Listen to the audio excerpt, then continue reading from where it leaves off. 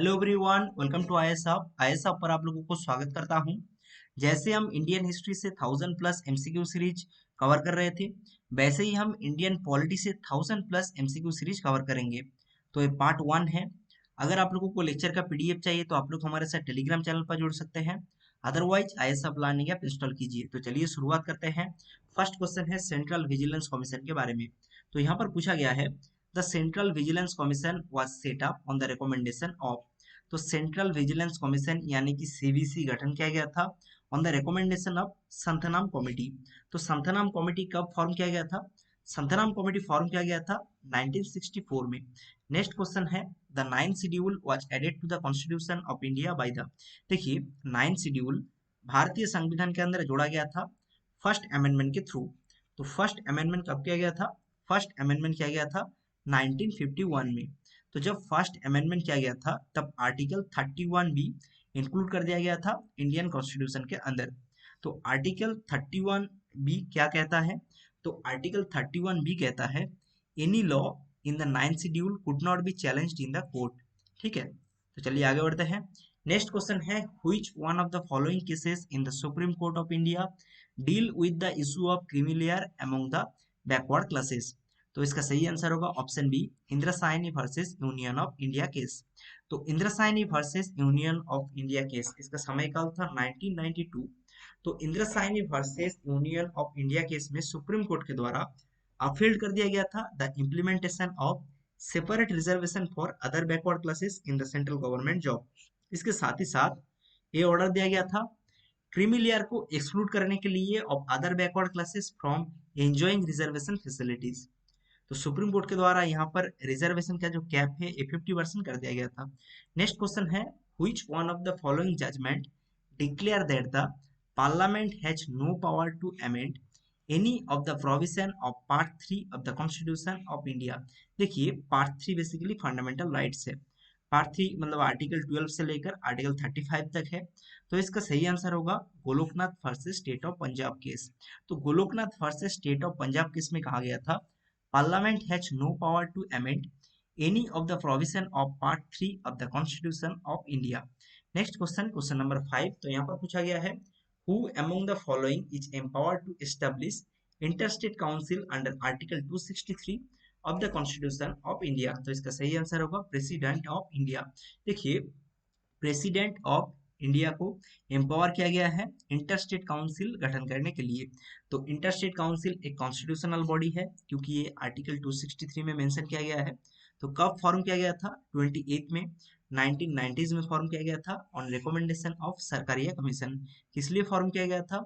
To discussing और investigating policies subject of common interest and dispute among state.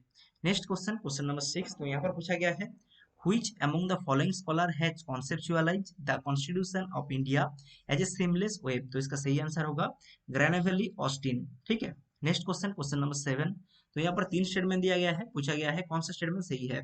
First statement है, article 15 of the constitution of India is available to both citizen of India and the foreigners.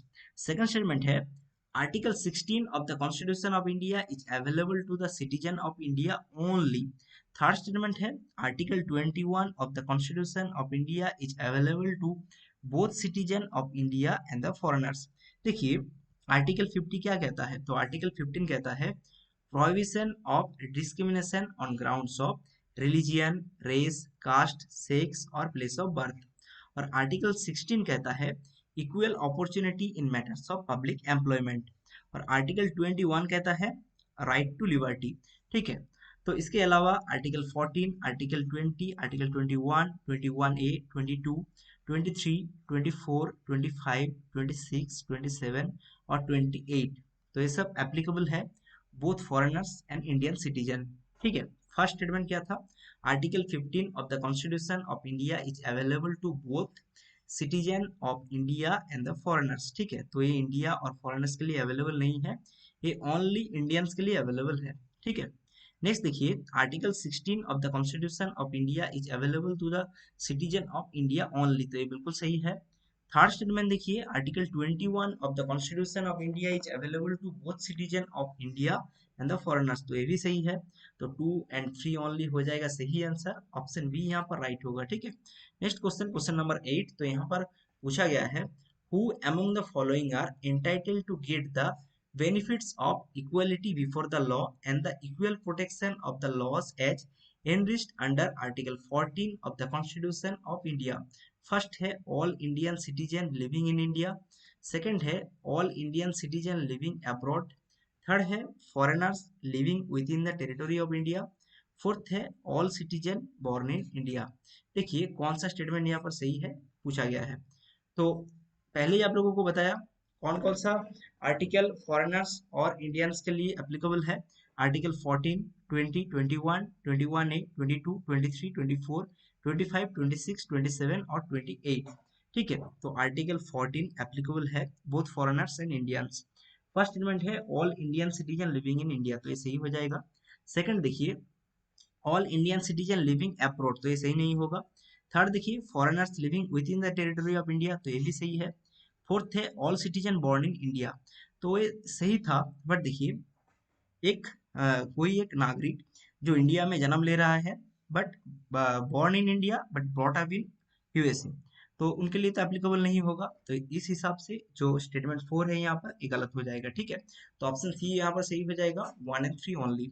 Next question, question number 9, तो यहाँ पर पूछा गया है which one of the following is the correct sequence of different stages a budget has to go through in the parliament. तो इसका देखिए एक बजट जब पेश किया जाता है तब टोटल 5 स्टेज होता है। ठीक है, फर्स्ट स्टेज क्या है, presentation of budget with finance minister speech, second है जनरल डिस्कशन, थर्ड है voting on demand for grants, fourth है पासिंग ऑफ अप्रोप्रिएशन बिल और फिफ्थ है पासिंग ऑफ फाइनेंस बिल। ठीक है, तो फर्स्ट कौन सा होगा, फर्स्ट यहाँ पर होगा प्रेजेंटेशन ऑफ द बजट, ये होगा 1। सेकंड कौन सा होगा, स्क्रूटिनी बाय डिपार्टमेंटल कमिटीज, तो ये होगा सेकंड।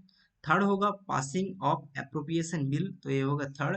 और फोर्थ होगा पासिंग ऑफ फाइनेंस बिल। ठीक है, तो सीक्वेंस कौन सा सही होगा, ये सही हो जाएगा यहाँ पर। ठीक है, 1 2 4 3।